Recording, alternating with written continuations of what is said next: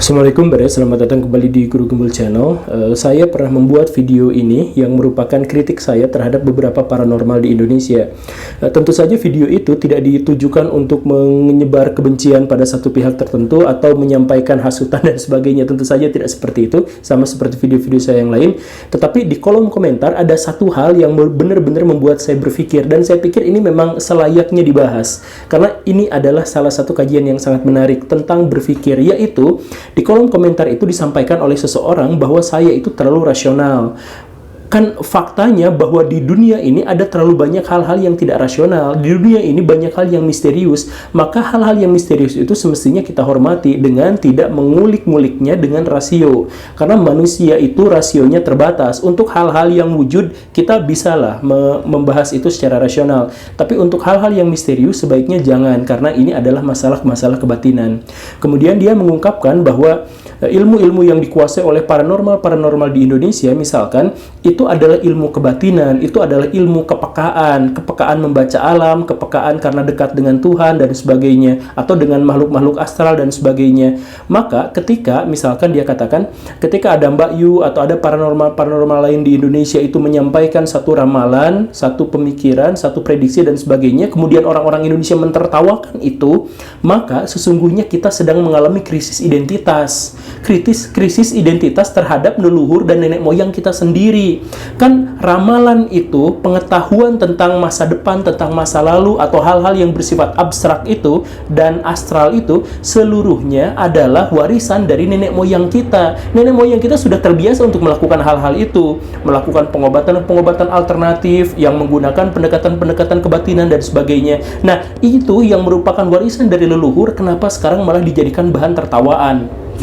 Nah, komentar itulah yang akan kita bahas sekarang. Saya pengen menyampaikan baraya bahwa semesta ini memang mengandung banyak sekali misteri. Dan ada banyak sekali misteri yang sampai detik ini belum terpecahkan, tidak bisa dirasionalisasikan.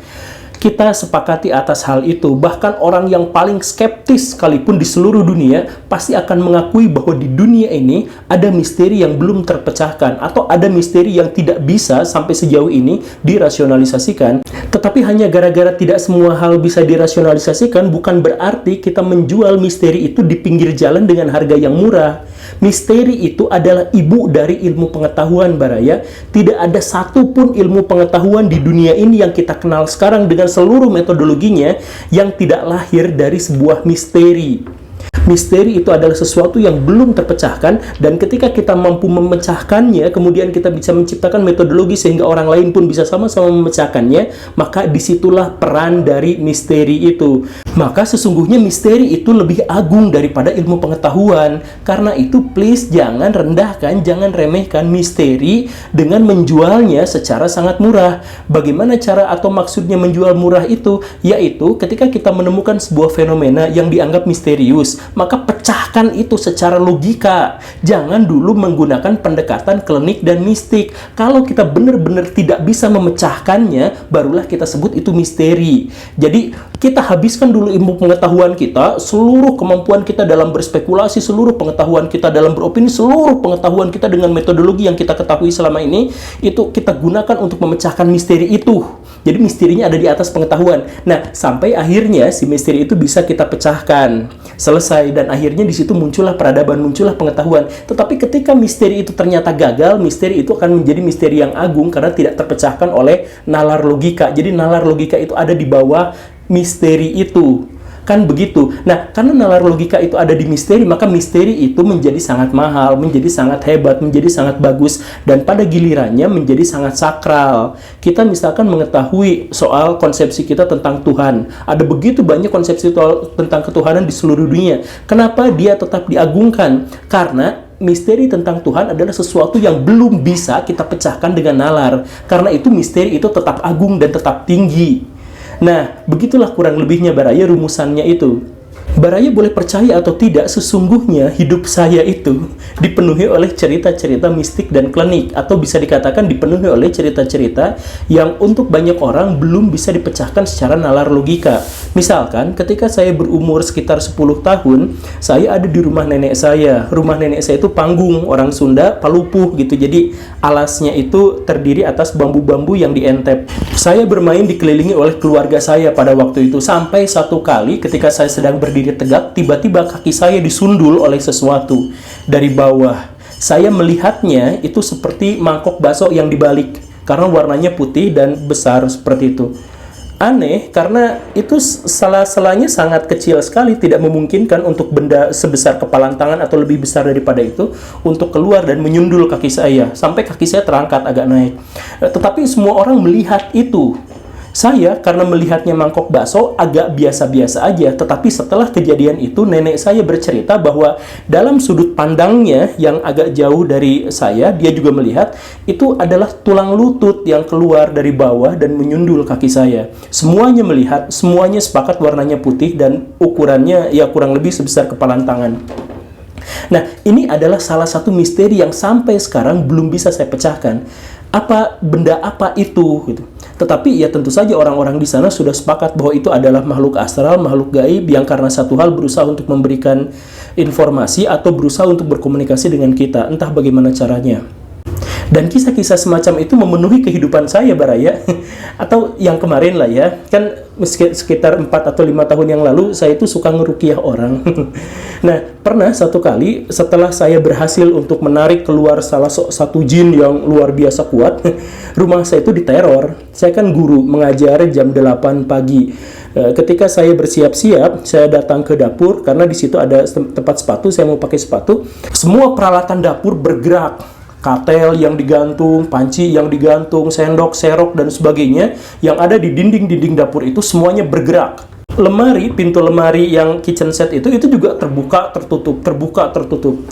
Saya cuma menghela napas, ini teror dari si jin yang kemarin mungkin. Saya cuma berpikir seperti itu. Saya bilang saya sama sekali tidak takut dengan teror semacam itu.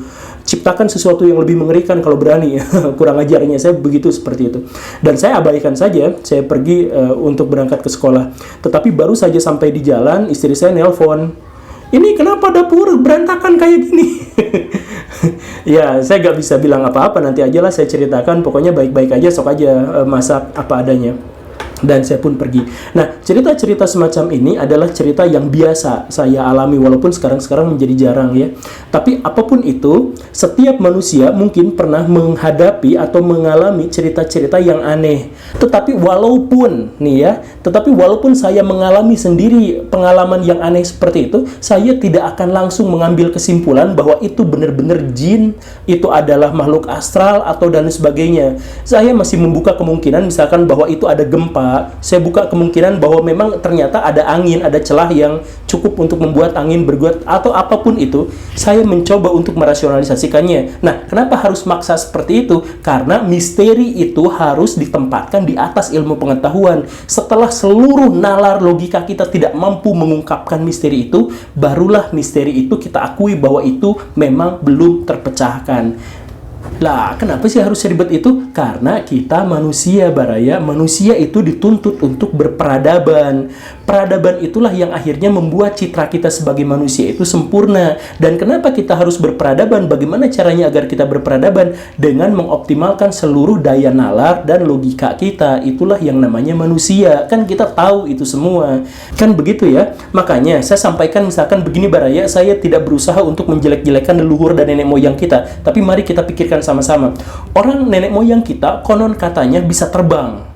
Tetapi mereka ternyata dikalahkan oleh orang-orang Belanda yang menciptakan mesin terbang. Orang-orang leluhur kita katanya bisa ilmu kanuragan yang membuat tubuh ini sekeras baja. Tidak akan mempan terhadap senjata api maupun senjata tajam. Tetapi buktinya mereka dikalahkan oleh Belanda yang bisa menciptakan rompi anti peluru. Orang-orang zaman dulu kita katanya bisa gendam, berusaha untuk mempengaruhi pikiran orang dan akhirnya orang itu melakukan apa yang kita inginkan. Kan katanya bisa seperti itu, tetapi orang-orang itu bisa dikalahkan oleh orang-orang Belanda yang mencoba untuk menciptakan metode hipnosis. Kan begitu kurang lebihnya. Jadi kenapa dua kelompok orang ini, yang satu dikalahkan dan yang satu mengalahkan, karena yang mengalahkannya itu ketika bertemu dengan misteri, mereka tidak memujanya, tetapi mereka berusaha untuk memecahkannya dengan akal pikiran. Setelah berhasil dipecahkan dengan akal pikiran, akhirnya ketahuanlah, oh caranya begini. Mereka bisa menirunya. Karena mereka bisa menirunya, mereka bisa menguasai ilmu itu. Jadi ilmu yang aneh-aneh itu bukannya disembah, bukannya disakralkan, bukannya apa, tetapi dipecahkan. Setelah dipecahkan, akhirnya muncullah ilmu pengetahuan baru. Setelah muncul ilmu pengetahuan baru, muncullah peradaban. Maka bangsa-bangsa yang besar itu adalah bangsa-bangsa yang hobi untuk memecahkan misteri, bukan menganggap misteri itu sakral, atau yang lebih buruk lagi terjadi di antara kita. Hal-hal yang semestinya bisa dirasionalisasikan malah dimisterikan.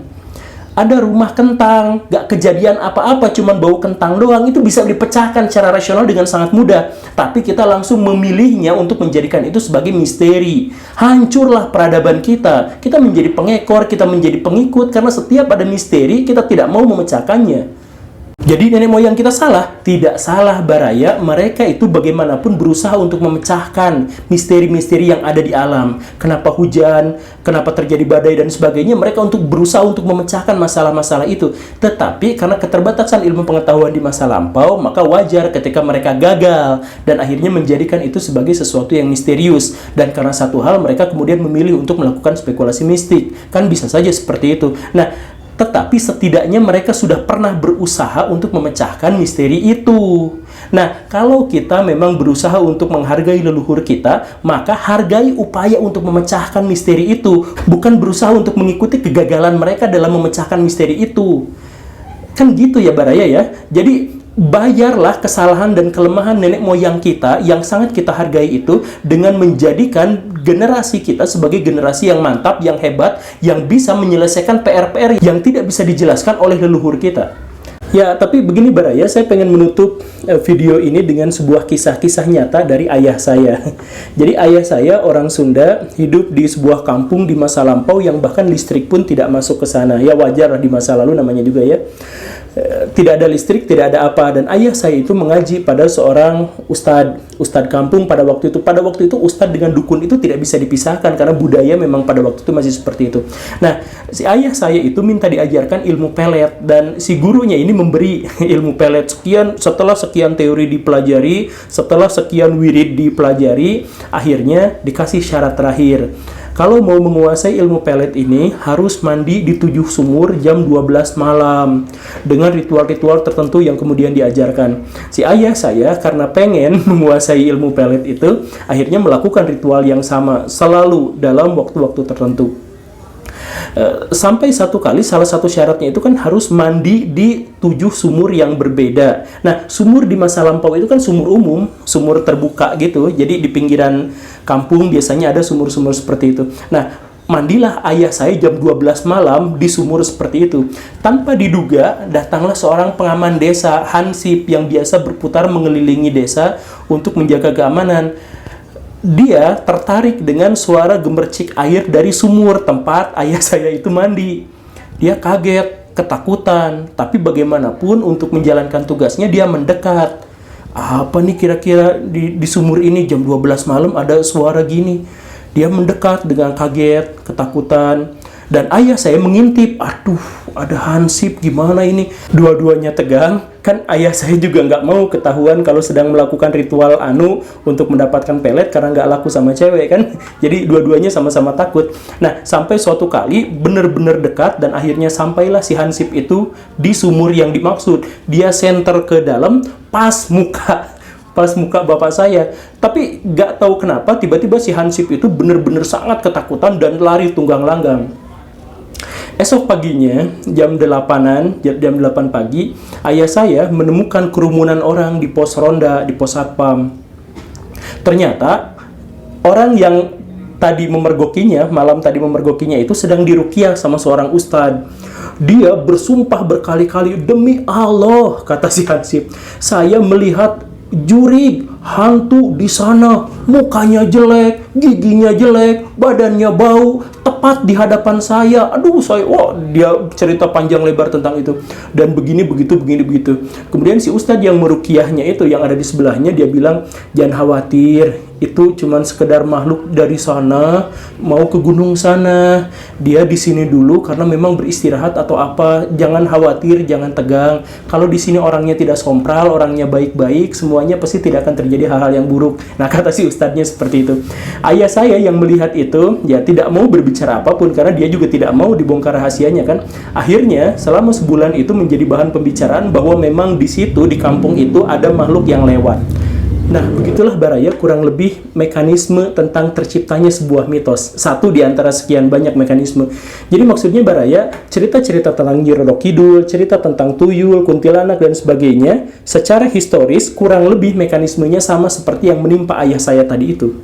Itu adalah cerita yang sesungguhnya nyata, tetapi karena satu hal, itu menjadi misteri, menjadi mitos. Nah, kitalah generasi saat ini yang semestinya membongkar misteri-misteri itu agar kita bisa meraih ilmu pengetahuan, harta karun yang ada di dalamnya untuk menghasilkan peradaban besar di masa depan. Baik Baraya, terima kasih karena sudah menyimak. Silahkan simak video saya yang lain. Saya Guru Gembul. Assalamualaikum warahmatullahi wabarakatuh.